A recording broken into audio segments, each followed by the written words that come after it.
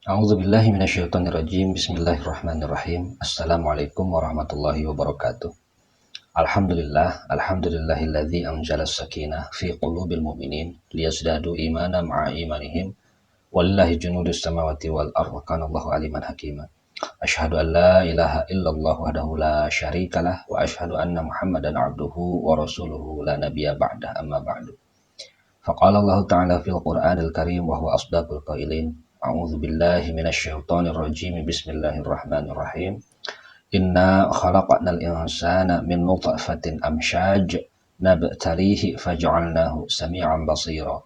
Faqala ta'ala aidan fi kitabil karim. A'udzu billahi minasyaitonir rajim. Wa ma khalaqatul jinna wal insa illa liya'budun. Al-ayah. Shadaqallahul adzim. Alhamdulillah teman-teman bertemu kembali ya dalam kesempatan kali ini ya, semoga teman-teman semuanya, sahabat semuanya berada dalam keadaan sehat walafiat ya, berada dalam keadaan aman sentosa, tidak kurang dari segala apapun ya. Nah teman-teman, dalam kesempatan kali ini insya Allah saya ingin mengajak teman-teman semuanya untuk sama-sama atau untuk bareng-bareng mempelajari atau membahas tentang al-insan ya. Apa itu al-insan? Yaitu manusia atau diri kita ya, diri kita. Jangan sampai kita sebagai manusia tidak mengerti siapa diri kita sendiri gitu ya. Siapa diri kita ini gitu ya. Nah, insyaallah di sini kita akan mendapat jawaban-jawaban yang benar, yang pasti benarnya, karena sumber-sumber yang akan kita gali terkait al-insan ini adalah insyaallah bersumber daripada sumber yang maha benar dan kebenarannya otentik, yaitu Al-Quranul Karim ya, yang mustahil salahnya ya. Nah, yang pertama teman-teman yang harus kita pahami dalam mengenali diri kita ini, yaitu pertama kita harus mengetahui siapa diri kita ini ya. Jadi diri kita ini adalah makhluk ciptaan Allah. Jadi manusia itu adalah makhluk ciptaan Allah. Kata siapa diri kita ini makhluk ciptaan Allah? Manusia itu makhluk ciptaan Allah. Kata Allah sendiri ya. Jadi bukan kata saya, tapi kata Allah sendiri. Teman-teman boleh buka di Al-Quran ya. Quran surat Ar-Rahman ayat ketiga ya. Quran surat ke-55 ayat ketiga. Khalaqal insan. Dia menciptakan manusia. Nah, dia di sini siapa? Dia di sini adalah Allah. Jadi Allah lah yang telah menciptakan manusia. Jadi yang pertama, siapa diri kita? Diri kita ini, manusia ini adalah makhluk ciptaan Allah. Ya, kata siapa? Kata Allah sendiri di Quran surat Ar-Rahman ayat 3. Dia Allah menciptakan manusia. Jadi kita tidak menciptakan diri kita sendiri ya. Ini poin pertama. Kemudian yang kedua, manusia itu adalah makhluk yang terbaik ya dalam bentuk dan kejadiannya. Nah, ini juga bukan saya ya yang yang menyatakan bahwa manusia itu makhluk yang terbaik, tapi Allah sendiri ya di Quran surat 95 ayat keempat ya. Surat At-Tin ayat keempat. A'udzubillahi minasyaitonirrajim. Laqad khalaqnal insana fi ahsani taqwim. Sungguh kami telah menciptakan manusia dalam bentuk yang sebaik-baiknya. Jadi di sini Allah menegaskan bahwa sungguh kami, di sini Allah ya telah menciptakan manusia dalam bentuk yang sebaik-baiknya. Jadi manusia itu adalah makhluk Allah yang terbaik daripada makhluk yang lain ya. Jadi subhanallah, kita itu dengan diciptakannya kita ke bumi ini sebagai manusia, kita ini telah dimuliakan oleh Allah ya sebenarnya. Gitu. Karena manusia itu adalah makhluk yang terbaik dalam bentuk dan kejadiannya daripada makhluk yang lain. Kemudian yang ketiga, manusia itu adalah makhluk yang akan dimintai pertanggungjawaban ya. Ini boleh kita lihat di Quran surat ke-75 ayat 36 ya. A'udzubillahi minasyaitonirrajim. Ayahsabul insanu ayyutraka sudah. Apakah manusia mengira dia akan dibiarkan begitu saja tanpa pertanggungjawaban? Ya. Jadi Jangan mengira bahwa kita ini akan dibiarkan begitu saja tanpa pertanggungjawaban. Artinya manusia itu pada akhirnya oleh Allah Subhanahu wa taala akan dimintai pertanggungjawaban terkait apa-apa yang dilakukannya selama di dunia ini ya. Jadi kalau begitu, kalau pada akhirnya kita ini akan dimintai pertanggungjawaban oleh Allah, masihkah kita bisa santai-santai atau masihkah kita bisa main-main dalam menjalani hidup ini? Ya. Kalau kita memahami ayat ini ya, di surat 75 ayat 36 ini, yang dimana Allah menjelaskan bahwa manusia itu pada akhirnya akan dimintai pertanggungjawaban, saya rasa ini cukup untuk menjadikan kita serius dalam menjalani kehidupan ini ya. Karena sejatinya ya kita nggak bisa main-main. Sebenarnya hidup ini memang harus serius. Ya karena kalau kita nggak serius dalam menjalani kehidupan ini, bagaimana nanti pertanggungjawabannya? Bagaimana kita bisa menjawab ya, pertanyaan-pertanyaan nanti ketika disidang oleh Allah Subhanahu wa taala ya. Alhamdulillah. Kemudian lanjut, kita akan coba pahami proses daripada penciptaan manusia ya. Proses daripada penciptaan manusia ada dua metode ya, ada dua cara. Yang pertama ada proses penciptaan manusia secara umum, yang kedua ada proses penciptaan manusia secara khusus. Nah, proses penciptaan manusia secara khusus itu seperti proses penciptaannya Nabi Adam alaihissalam ya, yang oleh Allah langsung diciptakan dari tanah.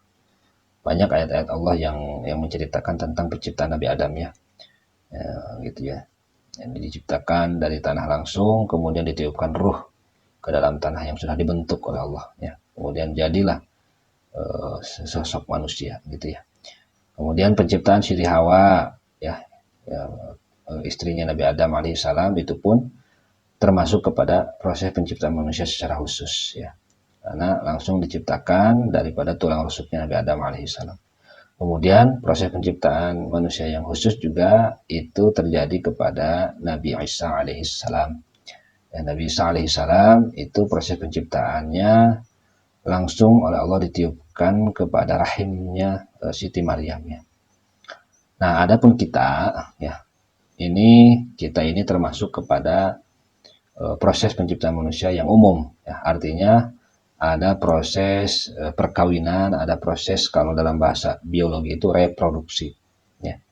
Jadi melalui dulu proses perkawinan dulu ya, bertemunya antara sel telur dan sel sperma, kalau menurut ilmu biologi kan begitu ya. Kemudian nanti ada proses-proses selanjutnya, dan ini diceritakan oleh Allah nanti dalam ayat Allah begitu detail ya, di Quran surat Al-Mu'minun kalau nggak salah ya. Nanti kita akan sama-sama bahas. Coba kita pahami proses penciptaan kita ya, proses penciptaan manusia secara umum. Bagaimana prosesnya yang Allah ceritakan dalam ayat itu di Quran surat 23, surat Al-Mu'minun ayat 12 sampai 16 ya. A'udzubillahi minasyaitonirrajim. Walaqad khalaqnal insana min sulalatin min tin. Dan sungguh kami telah menciptakan manusia dari saripati berasal dari tanah. Nah, jadi kita ya yang termasuk kepada proses penciptaan manusia secara umum ini Allah sampaikan dalam ayat di Quran surat Al-Mu'minun ayat 12. Dan sungguh kami telah menciptakan manusia dari saripati berasal dari tanah. Saripati tanah. Saripati tanah itu ya segala sesuatu yang tumbuh atau yang berada di atas tanah. Ya. Yang nanti pada akhirnya dimakan oleh kita, ya. Dimakan oleh laki-laki, tumbuhan, hewan-hewanan, ya. Dimakan oleh laki-laki, masuk ke dalam tubuh, nanti diolah di dalam tubuh, kemudian menghasilkan dari hasil makanan yang diolah tadi itu yang disebut sel sperma.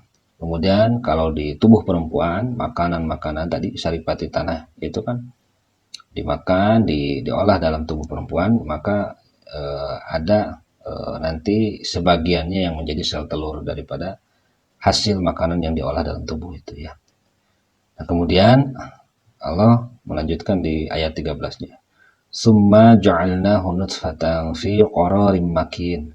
Kemudian kami menjadikannya air mani yang disimpan dalam tempat yang kokoh yaitu rahim. Nah, Kalau dalam bahasa biologi ya bertemunya antara sel telur dan sel sperma.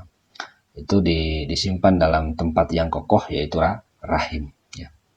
Tempat yang dimana akan eh, bersamayamnya bayi selama 9 bulan lamanya. Ya. Dengan bobot bobot berat bayi yang ya ada yang 2 kilo, ada yang 3 kilo. Nah, makanya disebut di sini tempat yang kokoh yaitu rahim. Kemudian di ayat 14-nya. Kemudian air mani itu kami jadikan sesuatu yang melekat. Lalu sesuatu yang melekat itu kami jadikan segumpal daging, dan segumpal daging itu kami jadikan tulang belulang.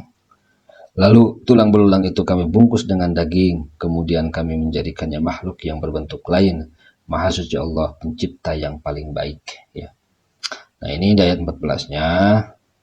Proses selanjutnya ketika air mani bertemu dengan sel telur, ya, sel sperma bertemu dengan sel telur dalam rahim, ya, kemudian itu Allah merubah ya air mani itu menjadi sesuatu yang melekat, jadi melekat ya di dinding rahim. Ya, lalu sesuatu yang melekat itu kami jadikan segumpal daging ya. Sesuatu yang melekat itu ya dari mani menjadi darah, dari darah menjadi segumpal daging, kemudian segumpal daging itu kami jadikan tulang belulang. Dari segumpal daging kemudian jadi tulang belulang. Lalu tulang belulang itu kami bungkus dengan daging. Dibungkus lagi dengan daging dan kulit ya pada akhirnya. Kemudian kami menjadikannya makhluk yang berbentuk lain. Barulah berbentuk seorang bayi ya yang sempurna ya dengan anggota tubuhnya. Ada telinga, ada mata, ada hidung, ada mulut dan yang lain sebagainya. Kemudian Maha Suci Allah, pencipta yang paling baik. Nah ini teman-teman ya, proses penciptaan kita itu coba kita bayangkan ya, coba kita perhatikan. Di ayat ini Allah menceritakan dengan begitu detailnya dan begitu rumitnya ya. Kalau kita yang menciptakan ini sangat-sangat sulit, sangat-sangat rumit, tapi ya dikarenakan ini Allah Subhanahu wa taala, Masya Allah ya. Jadi bagi Allah tidak ada yang rumit, cuma pelajarannya atau ibrah bagi kita ketika kita memahami ayat ini apa? Allah yang sudah begitu serius dalam menciptakan kita ya, dengan tahapan demi tahapan dari air mani, dari saripati tanah, kemudian berubah menjadi air mani. Siapa yang merubah saripati tanah menjadi air mani? Allah. Kita nggak bisa merubah saripati tanah menjadi air mani. Ya, kemudian dari air mani Allah simpan dalam rahim yang kokoh yang bisa menopang beban selama 9 bulan dengan bobot berat badan ada yang 2 kilo, ada yang 3 kilo. Siapa juga itu yang menciptakan rahim yang kokoh? Allah juga. Kemudian air mani itu dijadikan oleh sesuatu yang melekat, dijadikan dirubah menjadi darah. Siapa yang bisa merubah air mani itu menjadi darah? Allah juga. Ya, kemudian darah itu dirubah oleh Allah menjadi segumpal daging. Siapa lagi yang bisa merubah darah menjadi segumpal daging? Allah lagi, bukan kita. Kemudian dari segumpal daging itu kami jadikan tulang belulang. Siapa lagi yang bisa menjadikan daging berubah menjadi tulang belulang? Allah lagi, bukan kita. Ya, kemudian tulang belulang itu kami bungkus dengan daging dan kulit. Ya, oleh Allah dibungkus dengan daging dan kulit. Jadi nyaris kita ini bukan apa-apa, nggak bisa apa-apa, dan kita ini nggak akan ada tanpa Allah. Dan hari ini pun kita nggak akan bisa ngapa-ngapain.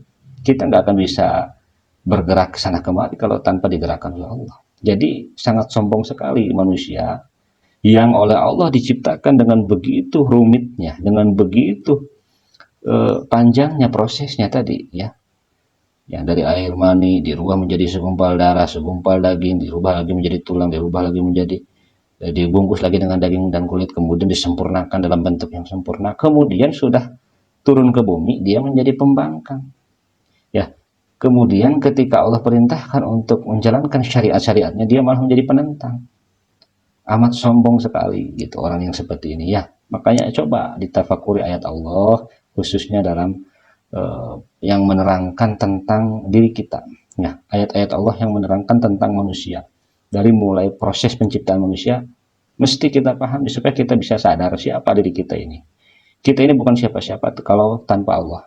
Kita ini bukan apa-apa dan nggak bisa ngapa-ngapain kalau tanpa Allah. Nggak akan ada di sini juga kalau tanpa diciptakan oleh Allah Subhanahu wa taala ya. Maha suci Allah, subhanallah, ya, pencipta yang paling baik. Nah, kemudian di ayat 15-nya, summa innakum ba'da dzalika lamayitun. Kemudian setelah itu, sungguh kamu pasti mati. Ingat, summa innakum ba'da dzalika lamayitun. Kemudian setelah itu, setelah hidup tadi sudah diciptakan menjadi bayi, dilahirkan ke bumi. Setelah lahir ke bumi, tidak lama, kata Allah, pasti kamu mati. Sungguh pasti kamu mati. Jadi kematian itu adalah satu kepastian, nggak bisa dihindari, nggak bisa ditolak. Kemudian kalau kata Allah pasti mati, mestinya ya kita hari ini mempersiapkan ya bekal untuk nanti setelah kematian, alam kubur akhirat. Ya. Kemudian di ayat 16-nya, summa innakum yaumal qiyamati tub'atsun. Kemudian sungguh kamu akan dibangkitkan dari kuburmu pada hari kiamat. Jadi hari berbangkit itu pasti adanya. Setelah meninggal, masuk ke liang lahat, masuk ke liang kubur, akan ada saatnya kita dibangkitkan daripada alam kubur, yaitu yang disebut alam mahsyar. Seluruh manusia sedunia nanti berkumpul di mahsyar untuk disidang oleh Allah, dimintai pertanggungjawaban terkait apa-apa yang hari ini dikerjakan, apa-apa yang hari ini kita lakukan. Maka dari itu, ketika kita bisa memahami ya secara benar diri kita, dari mulai tadi ya proses penciptaan, kemudian tujuan penciptaan kita itu apa, ya sudah tidak bisa main-main lagi hidup ini. Ya, jadi hidup ini memang perlu serius, harus serius. Karena pertanggungjawaban di akhirat itu bukan main-main. Sidang di hadapan manusia saja sulit, apalagi di hadapan Allah, di persidangan Allah ya. Nah ini teman-teman, ini kita baru sampai di proses penciptaan manusia. Kita belum sampai di tujuan penciptaan manusia, kemudian keistimewaan manusia, sifat-sifat manusia, ya, tugas dan tujuan penciptaan manusia ini ya perlu kita pahami. Insya Allah mungkin di lain waktu kita akan lanjutkan ya pembahasannya. Namun untuk kali ini saya cukupkan sampai sini dulu ya, sampai kepada proses penciptaan manusia ya. Ya tadi proses penciptaan manusia ada yang secara khusus, ada yang secara umum. Yang secara khusus yaitu Nabi Adam alaihissalam, Siti Hawa, kemudian Nabi Isa alaihissalam. Nah kita termasuk kepada proses penciptaan manusia secara umum yang tadi sudah kita jabarkan, sudah kita detailkan berdasarkan ayat Allah di Quran surat Al-Mu'minun ayat 12-16 ya. Nah insyaallah untuk kesempatan kali ini saya cukupkan sekian dulu. Mudah-mudahan ada hikmah dan manfaatnya ya, khususnya bagi saya pribadi, umum bagi teman-teman yang menyimak video ini. Mudah-mudahan ini bermanfaat ya. Mudah-mudahan kita semua dimampuhkan oleh Allah Subhanahu wa taala di dalam menjalani kehidupan ini sesuai dengan keinginan dan kehendaknya ya. Amin ya Allah ya rabbal alamin. Akhirul kalam. Assalamualaikum warahmatullahi wabarakatuh.